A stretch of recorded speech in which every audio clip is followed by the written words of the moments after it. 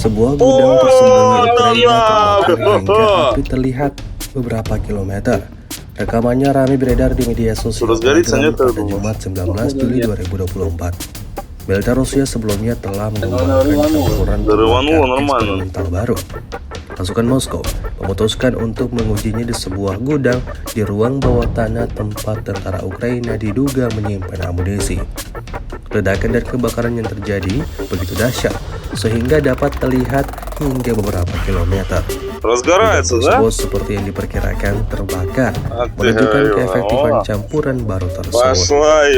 Sejak video ini beredar belum ada pernyataan resmi dari pihak Kementerian Pertahanan Ukraina.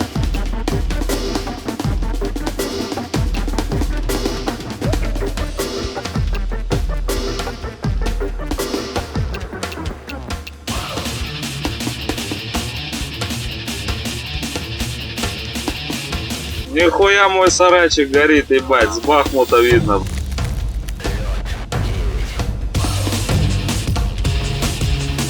Там, походу, в доме ебать БК было.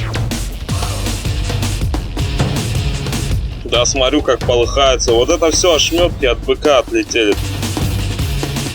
Там что-то... Там вообще пиздец.